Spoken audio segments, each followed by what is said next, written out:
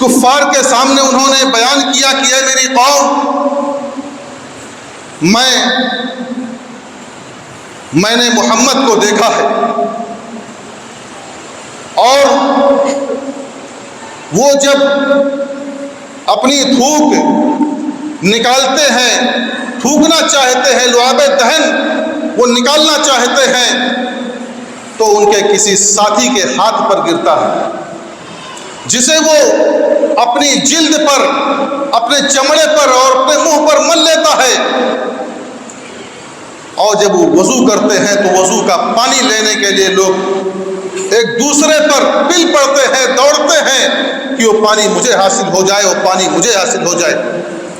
اے میری قوم، میں نے بہت بڑے بڑے بادشاہوں سے ملاقات کی ہے، قیصر و کسریٰ اور نجاشی جیسے بادشاہوں سے میں ملا ہوں، لیکن میں نے کوئی بادشاہ ایسا نہیں دیکھا جس کے درباری اس کی اتنی تعظیم کرتے ہوں، جتنی تعظیم، جتنی اطاعت، جتنی محبت اللہ کے نبی صلی اللہ علیہ وسلم محمد کے ساتھی محمد کی کرتے ہیں۔ محمد کے ساتھی محمد کی جس قدر تعظیم کرتے ہیں، جس قدر اطاعت کرتے ہیں، جب وہ کوئی حکم دیتے ہیں تو اس کی تعمیل کے لیے فوراً دوڑ پڑتے ہیں۔ میں نے ایسا جذبہ کسی کے اندر نہیں دیکھا۔ تو صحابہ کرام رضی اللہ تعالی عنہم اجمعین اپنی بے مثال قربانیوں کی وجہ سے اللہ رب العالمین نے انہیں سرخرو کر دیا، انہیں کامیاب کر دیا، دونوں جہان میں وہ کامیاب ہوئے، اور اللہ رب العالمین نے انہیں اپنی رضامندی کی سند دے دی، سرٹیفکیٹ انہیں مل گئی، جنتی، اسی دنیا میں جنتی ہونے کی بشارت انہیں مل گئی۔ اللہ رب العالمین نے اعلان کر دیا، لقد رضی اللہ عنہم ورضوا عنہ، کہ اللہ رب العالمین ان سے راضی ہے اور وہ اللہ سے راضی ہے۔ اللہ رب العالمین نے ان کے ایمان کو معیار بنایا ہے کہ ان کے ایمان کی طرح سے ہمارا ایمان ہونا چاہیے۔ مسلمانوں کا ایمان صحابہ کرام رضی اللہ تعالی عنہم اجمعین کے ایمان کی طرح سے ہونا چاہیے۔ اللہ رب العالمین نے فرمایا فَإِنْ آمَنُوا بِمِثْلِ مَا آمَنْتُمْ بِهِ فَقَدِ اهْتَدَوْا، اگر وہ لوگ بھی ایمان لے آئے جیسا کہ تم ایمان لائے ہو، صحابہ کو مخاطب کر کے فرمایا کہ اگر وہ ایمان لائے جیسا کہ تم ایمان لائے ہو، یعنی صحابہ ایمان لائے ہیں، تو ہدایت یاب ہو جائیں گے، وہ راستہ پا لیں گے۔ یعنی اللہ رب العالمین نے صحابہ کرام کو معیار مقرر کر دیا، معیار بنا دیا، وہ ہمارے ایمان کے معیار ہیں، ہم کو انہی کی طرح سے اپنا ایمان رکھنا ہے۔ اللہ کے نبی صلی اللہ علیہ وسلم نے ایک موقع پر بیان فرمایا کہ ہماری امت 73 فرقوں میں تقسیم ہو جائے گی، اور سارے کے سارے لوگ جہنم میں جائیں گے سوائے ایک کے۔ ایک طبقہ ایسا ہوگا، ایک فرقہ ایسا ہوگا، ایک جماعت ایسی ہوگی جو جنت میں جائے گی، بقیہ سارے لوگ جہنم میں جائیں گے۔ صحابہ کرام نے پوچھا کہ اللہ کے رسول صلی اللہ علیہ وسلم وہ کون سے خوش نصیب ہوں گے؟ اللہ کے نبی صلی اللہ علیہ وسلم نے کسی کا نام نہیں لیا کہ وہ فلاں ہوگا، وہ فلاں ہوگا، وہ فلاں ہوگا، ایک فارمولہ دے دیا، ما انا علیہ و اصحابی، جو میرے منہج پر ہوگا، جو میرے طریقے پر ہوگا، جو میری شریعت پر ہوگا، جو میرے صحابہ کی شریعت پر ہوگا، جو میرے صحابہ کے منہج پر ہوگا، جو میرے صحابہ کے طریقے پر عمل کرے گا، اس طریقے پر جو بھی چلے گا وہی نجات پانے والا ہوگا، وہی راہ نجات پائے گا، اور وہی شخص کامیاب و سرخرو ہوگا، وہی جنت میں داخل ہوگا۔ حضرت صحابہ کرام رضی اللہ تعالی عنہم اجمعین جو بھی آپ صلی اللہ علیہ وسلم کا حکم ہوتا تھا اس میں چوں چرا کی گنجائش نہیں ہوتی تھی، ابھی کر لیں گے تبھی کر لیں گے، اس کی گنجائش نہیں۔ اللہ کے نبی صلی اللہ علیہ وسلم نے حکم دیا، اس کو آپ صحابہ کرام رضی اللہ تعالی عنہم اجمعین فوراً اس پر عمل کیا کرتے تھے۔ حضرت عبداللہ بن مسعود رضی اللہ تعالیٰ عنہ کا واقعہ ہے کہ ایک مرتبہ وہ گھر سے نکلے خطبہ جمعہ کی نماز پڑھنے کے لیے. اللہ کے نبی صلی اللہ علیہ وسلم خطبہ ارشاد فرما رہے تھے. دیکھا کہ کچھ لوگ کناروں پر کھڑے ہوئے ہیں. اللہ کے نبی صلی اللہ علیہ وسلم نے ان سے کہا کہ لوگوں بیٹھ جاؤ، کھڑے مت رہو، بیٹھ جاؤ. آپ صلی اللہ علیہ وسلم کی یہ بات عبداللہ بن مسعود رضی اللہ تعالیٰ عنہ کے کانوں سے ٹکرائی اور انہوں نے وہی مسجد کے باہر بیٹھ گئے. اللہ کے نبی صلی اللہ علیہ وسلم نے بعد میں کہا کہ اے عبداللہ بن مسعود، میں نے تم کو نہیں بیٹھنے کے لیے کہا تھا، میں نے ان لوگوں کو بیٹھنے کے لیے کہا تھا جو ادھر کھڑے ہوئے تھے، مسجد کے اندر ادھر کھڑے ہوئے تھے. میں نے تم کو نہیں کہا تھا، تم وہاں کیوں بیٹھ گئے؟ انہوں نے کہا کہ اللہ کے رسول صلی اللہ علیہ وسلم آپ کا حکم آ گیا، آپ کا حکم میرے کانوں سے ٹکرا گیا. اب میرے اندر یہ مجال نہیں کہ میں آپ کے حکم کی تعمیل نہ کروں، میں آپ کی حکم عدولی کروں. یہ میرے اندر اس بات کی سکت نہیں تھی، اس کا مجال نہیں تھا کہ میں آپ کی حکم عدولی کروں. یہ صحابہ کرام رضی اللہ تعالیٰ عنہم اجمعین کا جذبہ تھا. صحابہ کرام رضی اللہ تعالیٰ عنہم اجمعین آپ صلی اللہ علیہ وسلم کی اطاعت و فرما برداری اس قدر کیا کرتے تھے. حضرت ایک مرتبہ اللہ کے رسول صلی اللہ علیہ وسلم نے ایک سونے کی انگوٹھی بنوائی، اس کو پہنا، اس کے بعد آپ صلی اللہ علیہ وسلم نکال کر کے پھینک دیا اور فرمایا کہ یہ ہمیشہ ہمیشہ کے لیے حرام. جتنے بھی صحابہ نے انگوٹھیاں سونے کی انگوٹھی بنوائی تھی، پہنی تھی، سارے لوگوں نے اٹھا کر کے پھینک دیا. انگوٹھی ہی کا معاملہ ہے. ایک صحابی کے ہاتھ میں اللہ کے نبی صلی اللہ علیہ وسلم نے انگوٹھی دیکھی، سونے کی انگوٹھی دیکھی. آپ صلی اللہ علیہ وسلم نے اس کی انگوٹھی نکال کر کے کہا کہ کیا تم جہنم کا انگارہ اپنے ہاتھ میں داخل کیے ہوئے ہو؟ اور اللہ کے نبی صلی اللہ علیہ وسلم نے اس کو پھینک دیا. اللہ کے نبی صلی اللہ علیہ وسلم جب مجلس سے اٹھے اور اپنے گھر چلے گئے تو صحابہ کرام نے کہا کہ یہ میرے بھائی اس کو اٹھا لو، اس سے فائدہ اٹھا لینا، پہننا مت لیکن اس سے فائدہ اٹھا لینا، اس کو بیچ کر کے اس سے جو منافع ہوگا اس منافع سے اپنا کوئی کام کر لینا. کہا نہیں، جب اللہ کے نبی صلی اللہ علیہ وسلم نے اس کو پھینک دیا ہے تو میں اس سے منافع حاصل نہیں کر سکتا، اس کو میں اپنے کام میں نہیں لگا سکتا. یہ صحابہ کرام رضی اللہ تعالیٰ عنہم اجمعین کا جذبہ تھا. صحابہ کرام رضی اللہ تعالیٰ عنہم اجمعین میں سے حضرت عثمان غنی رضی اللہ تعالیٰ عنہ کا بڑا نام ہے. ان کو بہت زیادہ بدنام کرنے کی کوشش کی جاتی ہے اور ان پر طرح طرح کے الزامات لگائے جاتے ہیں. کبھی اقربا پروری کا الزام لگایا جاتا ہے تو کبھی اور کوئی الزام لگایا جاتا ہے. بڑے بڑے الزامات لگائے گئے ہیں. بڑا مظلوم صحابی جنہوں نے اپنے مال کو، اپنی جائیداد کو اور اپنے آپ کو اسلام کے بلند کرنے کے لیے، اللہ رب العالمین کے کلمے کو بلند کرنے کے لیے جنہوں نے ہر اعتبار سے قربانیاں پیش کی، آج اس صحابی کو برا بھلا کہا جاتا ہے، اس صحابی میں کیڑے نکالے جاتے ہیں، تان و تشنیع کیا جاتا ہے، ان پر زبان تان دراز کیا جاتا ہے.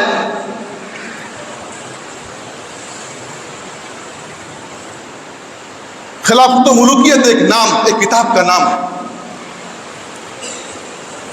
اس میں حضرت عثمان غنی رضی اللہ تعالیٰ عنہ اور ان سے متعلق بعض صحابہ کرام رضی اللہ تعالیٰ عنہ اجمعین کے بارے میں بہت ساری بے سر و پا باتیں کہی گئی ہیں.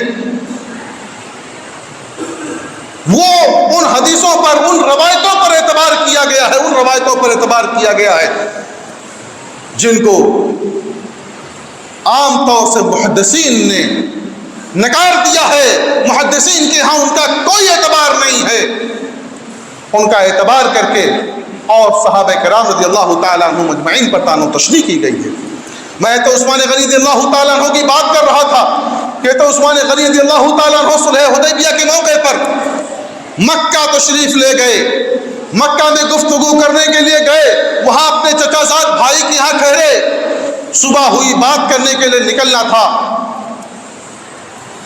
آپ تیار ہو کر کے نکلے. آپ کا پائجامہ ٹخنے سے اوپر تھا. ان کے چچا زاد بھائی نے کہا کہ اے عثمان، یہ بڑے لوگوں کا دستور ہے، بڑے لوگوں کا اصول ہے، تم جانتے ہو اسے کہ بڑے لوگوں کے پائجامے نیچے ہوا کرتے ہیں، گھسٹ کر کے چلا کرتے ہیں. لہذا تم اپنے پاجامے کو نیچے کر دو۔ کہا سنو، یہ میرے رسول کا فرمان ہے، وہ میری عزت کریں، میری بات سنیں نہ سنیں، لیکن میں ان کی وجہ سے اپنے رسول کے اس سنت کو نہیں چھوڑ سکتا ہوں، رسول کی سنت کو نہیں چھوڑ سکتا ہوں ان کے لیے۔ وہ میرے ساتھ مذاکرہ کریں نہ کریں، بات کریں نہ کریں، میری عزت کریں نہ کریں، میری توہین کر دیں، مجھے رسوا کر کے نکال دیں، مجھے ایک گوارا ہے، لیکن یہ گوارا نہیں کہ میں اللہ کے رسول صلی اللہ علیہ وسلم کی سنت کو چھوڑ دوں۔ حضرت حذیفہ بن یمان رضی اللہ تعالیٰ عنہ جب وہ کسرا غالباً کسرا کے دربار میں تھے اور انہیں کھانا پیش کیا گیا، ایک لقمہ گر گیا، انہوں نے کھانا اٹھانا چاہا، یہ کھانا اٹھا کر کے اللہ کے نبی صلی اللہ علیہ وسلم کی سنت، یہ کھانا اٹھا کر کے کھا لیں، بغل والے نے کچوکا لگایا، یہ کیا کر رہے ہو، یہ تمہاری شان کے خلاف ہے۔ اور یہاں اس کو ناپسند کیا جاتا ہے کہ گرا ہوا کھانا اٹھا کر کے کھا لیا جائے۔ حضرت حذیفہ بن یمان رضی اللہ تعالیٰ عنہ نے کہا کہ ان احمقوں کی وجہ سے میں اپنے نبی کی سنت چھوڑ دوں، ان احمقوں کی وجہ سے میں اپنے نبی کی سنت چھوڑ دوں، ایسا کبھی نہیں ہو سکتا ہے۔ اس طرح کی بے مثال بے شمار مثالیں موجود ہیں سیرت کی کتابوں میں، جن کو ہمیں پڑھنا چاہیے، اپنے ایمان کو تازہ کرنا چاہیے۔ حضرت عبداللہ بن مسعود رضی اللہ تعالیٰ عنہ جب حج کے لیے نکلتے تھے تو آپ صلی اللہ علیہ وسلم کی تمام سنتوں پر، یہاں تک کہ آپ صلی اللہ علیہ وسلم اگر وہاں آرام کرنے کے لیے رکے ہوتے تو آپ وہاں رک کر کے تھوڑی دیر آرام کرتے۔ ایک دفعہ ان کے غلام نے بیان کیا کہ ایک دفعہ حضرت عبداللہ بن عمر رضی اللہ تعالیٰ عنہ ایک جا رہے تھے، سفر میں تھے، ایک جگہ رکے اور جا کر کے ایسے ہی بیٹھے جیسے استنجا کیا جاتا ہے، حالانکہ انہوں نے استنجا نہیں کیا، ان کو استنجا کی ضرورت نہیں تھی۔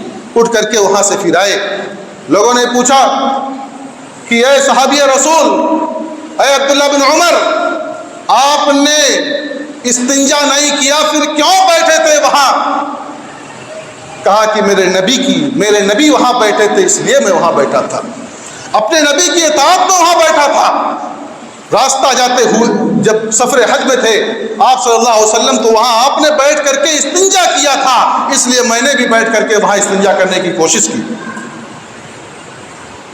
اسی طرح سے عبداللہ بن عمر رضی اللہ تعالیٰ عنہما وہ آخری وقت میں جب بڑھاپے کا عالم ہو گیا تھا، بغیر کسی سہارے کے وہ نہیں بازار تک جا سکتے تھے، لیکن بازار جاتے تاکہ لوگوں سے ملاقات ہو جائے، لوگوں کو سلام کریں اور لوگوں کے سلام کا جواب دیں، صرف اس لیے وہ باہر نکلا کرتے تھے۔ اسی طرح سے حضرت معاویہ رضی اللہ تعالیٰ عنہ کا واقعہ، حضرت معاویہ رضی اللہ تعالیٰ عنہ سے اور روم کے بادشاہ سے معاہدہ ہوا، 2 سال کے لیے جنگ بندی کا اعلان ہو گیا، معاہدہ ہو گیا کہ 2 سال ہم جنگ نہیں کریں گے۔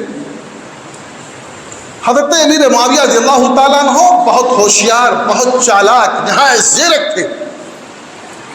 ان کے ذہن میں بات آئی کہ معاہدہ ختم ہونے والا ہے، معاہدہ کے ختم ہونے سے پہلے ہم اپنی فوجوں کو، اپنے لشکر کو ہم سرحد تک پہنچا دیں تاکہ معاہدہ ختم ہوتے ہی فوراً ان پر حملہ آور ہو جائیں۔ وہ اس غفلت میں ہوں گے کہ ابھی معاہدہ ختم ہوا ہے، ابھی مسلمان ابھی آرام کر رہے ہوں گے، مسلمان ابھی غفلت کا شکار ہوں گے، اور ایسی صورت میں ہم ان پر حملہ کر دیں گے۔ اور حضرت معاویہ رضی اللہ تعالیٰ عنہ نے فوجوں کو بھیجنا شروع کر دیا۔ ایک صحابی حضرت عمرو بن عنبسہ رضی اللہ تعالیٰ عنہ نے جب یہ دیکھا تو کہا کہ اللہ اکبر وفعل قدرا، کہ اللہ بہت بڑا ہے، سب سے بڑا ہے، اور وفاداری کرو، غداری مت کرو۔ حضرت امیر معاویہ رضی اللہ تعالیٰ عنہ نے پوچھا، معلوم کیا بات ہے؟ کہا اللہ کے نبی صلی اللہ علیہ وسلم نے یہ تعلیم دی ہے، اللہ کے نبی صلی اللہ علیہ وسلم کی تعلیم ہے، وفاداری کی تعلیم اللہ کے نبی صلی اللہ علیہ وسلم کی ہے۔ جب ہمارا ان سے معاہدہ ہے تو جیسے معاہدے میں ان پر حملہ کرنا درست نہیں ہے، ایسے ہی ان پر فوج کشی کرنا بھی درست نہیں ہے۔ حضرت امیر معاویہ رضی اللہ تعالیٰ عنہ فوراً اپنے اس سے باز آ گئے اور اپنی فوجوں کو واپس کر دیا، واپس بھیج دیا۔ اسی طرح سے حضرت علی رضی اللہ تعالیٰ عنہ جب سواری پر سوار ہوتے تو ایک مرتبہ سواری پر سوار ہوئے، اس کے بعد دعا پڑھی، دعا پڑھنے کے بعد تھوڑا سا مسکرائے۔ صحابہ نے پوچھا کہ اے امیر المومنین، آپ مسکرا کیوں رہے ہیں؟ مسکرانے کی وجہ کیا ہے؟ کوئی ایسی بات تو ہوئی نہیں ہے۔ تو اللہ کے نبی تو حضرت علی رضی اللہ تعالیٰ عنہ نے کہا کہ اللہ کے نبی صلی اللہ علیہ وسلم کی سنت اور ان کی اطاعت میں نے ایسا کیا ہے۔ اللہ کے نبی صلی اللہ علیہ وسلم نے بھی دعا پڑھنے کے بعد سواری پر بیٹھے دعا پڑھی اور دعا پڑھنے کے بعد مسکرائے۔ انہی کی اطاعت اور فرما برداری میں نے ایسا کیا ہے، انہی کی سنت پر عمل کرتے ہوئے میں نے ایسا کیا ہے۔ حضرت مرثد غنوی رضی اللہ تعالیٰ عنہ کا واقعہ، ان کی زمانہ جاہلیت میں حالت کفر میں ان کی ایک محبوبہ تھی۔ جب یہ اسلام لے آئے تو کچھ دنوں کے بعد مکہ جاتے ہوئے اس سے ملاقات ہو گئی، تو اس نے ایسے ہی بلایا جیسے پہلے بلایا کرتی تھی ان کو۔ انہوں نے کہا نہیں، اب میں مسلمان ہو چکا ہوں، ان چیزوں سے تائب ہو چکا ہوں، تو کہا کہ نکاح کر لوں۔ کہا ٹھیک ہے میں نکاح کروں گا، لیکن اس سے پہلے اپنے نبی سے اجازت لے لوں گا، اپنے نبی سے پوچھ لوں، اس کے بعد تب میں نکاح کروں گا۔ اللہ کے نبی صلی اللہ علیہ وسلم کے پاس آئے اور اس کے بعد آیت کریمہ نازل ہوئی کہ آپ مومنین مشرکہ عورتوں سے نکاح نہیں کر سکتے ہیں، مشرکہ عورتوں سے نکاح نہیں کر سکتے ہیں۔ فوراً رک گئے۔ اسی طرح سے اللہ کے نبی صلی اللہ علیہ وسلم کی اطاعت و فرما برداری کی بے شمار واقعات ہیں۔ اللہ کے نبی صلی اللہ علیہ وسلم نے منادی کرائی، اعلان کرایا کہ آج سے شراب حرام کر دی گئی ہے۔ مدینہ کی گلیوں میں گویا سیلاب آ گیا، شراب کا سیلاب آ گیا۔ لوگوں نے اپنے اپنے مٹکے توڑ دیے، حالانکہ یہ شراب ان کی گھٹی میں رچی و بسی ہوئی تھی، لیکن جب اللہ کے رسول صلی اللہ علیہ وسلم کے منادی نے اعلان کیا تو چوں چلا کی گنجائش نہیں کہ چلو اتنا پی لیں، اتنا ہے اتنا پی لیں، اس کے بعد تب پھینکیں گے، نہیں۔ اعلان ہوا، اعلان ہوتے ہی فوراً لوگوں نے تھوک دیا، لوگوں نے اپنے مٹکوں کو توڑ دیے، لوگوں نے ساری چیزوں سارا شراب خراب کر دیا اور سارے شراب کو پھینک دیا۔ اسی طرح سے اللہ کے نبی صلی اللہ علیہ وسلم نماز پڑھا رہے تھے، قبلہ بدلنے کا حکم ہوا کہ آپ بیت المقدس کے بجائے، مسجد اقصی کے بجائے آپ اپنا قبلہ خانہ کعبہ کی طرف کر لیں، بیت اللہ کی جانب کر لیں۔ اللہ کے نبی صلی اللہ علیہ وسلم بیت اللہ کی طرف ہوئے، سارے لوگوں نے اپنا قبلہ بیت اللہ کی طرف کر لیا۔ اور یہی نہیں، مسجد قبلتین میں لوگ نماز پڑھ رہے تھے، ایک صحابی وہاں سے گزرے، دیکھا کہ یہ لوگ بیت المقدس کی جانب رخ کر کے نماز پڑھ رہے ہیں۔ کہا کہ اللہ کے نبی صلی اللہ علیہ وسلم کو حکم آ چکا ہے تحویل قبلہ کا، لہذا آپ لوگ اپنے قبلہ کو تحویل کر لیجئے، بدل لیجئے۔ سارے لوگوں نے اس منادی کی بات سن کر کے کہ اللہ کے نبی صلی اللہ علیہ وسلم نے اپنے قبلے کو بدل لیا ہے، سارے لوگوں نے اپنے قبلے کو بدل لیا۔ اللہ کے نبی صلی اللہ علیہ وسلم کی جوتیوں میں گندگی لگی ہوئی تھی، آپ صلی اللہ علیہ وسلم نے اپنی جوتی اتار دی۔ اطاعت و فرما برداری کا جذبہ دیکھیے، سارے لوگوں نے اپنی اپنی جوتیاں اتار دی کہ اللہ کے نبی صلی اللہ علیہ وسلم نے اپنی جوتی اتاری ہے۔ اور میں جذبہ بتاؤں، غزوہ بدر کے موقع پر اللہ کے نبی صلی اللہ علیہ وسلم نے جب لوگوں کو ابھارا تو مقداد بن اسود رضی اللہ تعالیٰ عنہ نے کہا کہ اے اللہ کے نبی صلی اللہ علیہ وسلم، ہم وہ قوم نہیں ہیں تو موسیٰ کی قوم کی طرح سے نہیں ہیں کہ انہوں نے اپنے نبی سے کہا تھا کہ تم اور تمہارا رب جا کر کے قتال کرو، ہم نہیں جائیں گے، ہم یہاں بیٹھ کر کے انتظار کریں گے۔ ارے ہم تو وہ ہیں جو آپ کے آگے بھی لڑیں گے، آپ کے پیچھے بھی رہیں گے، آپ کے دائیں بھی رہیں گے، آپ کے بائیں بھی رہیں گے، ہر حال میں ہم دشمن کا مقابلہ کریں گے۔ یہ اللہ کے نبی صلی اللہ علیہ وسلم، اللہ کے نبی صلی اللہ علیہ وسلم کی اطاعت کا جذبہ تھا۔ ایک مرتبہ اللہ کے نبی صلی اللہ علیہ وسلم کو بات معلوم ہوئی کہ ابو سفیان رضی اللہ تعالیٰ عنہ، جو کہ اس وقت حالت کفر میں تھے، وہ قافلہ لے کر کے آ رہے ہیں، تجارتی قافلہ لے کر کے آ رہے ہیں۔ اللہ کے نبی صلی اللہ علیہ وسلم نے ابھارا لوگوں کو کہ چلو۔ حضرت ابوبکر صدیق رضی اللہ تعالیٰ عنہ نے کچھ کہنا چاہا، آپ صلی اللہ علیہ وسلم نے منہ پھیر لیا۔ حضرت عمر رضی اللہ تعالیٰ عنہ نے کچھ کہنا چاہا، آپ نے منہ پھیر لیا۔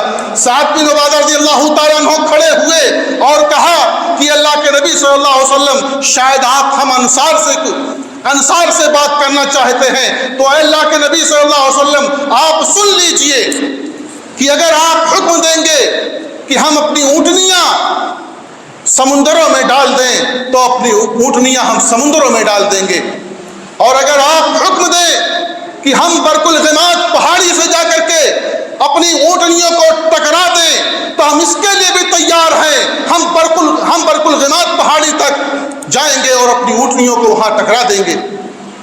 یہ اللہ کے نبی صلی اللہ علیہ وسلم کی اطاعت کا جذبہ تھا صحابہ کرام رضی اللہ تعالیٰ عنہم اجمعین کے اندر۔ آج چاہیے کہ ہم بھی اسی طرح سے جذبہ رکھیں جس طرح سے ہمارے صحابہ کرام رضی اللہ تعالیٰ عنہم اجمعین کا جذبہ تھا۔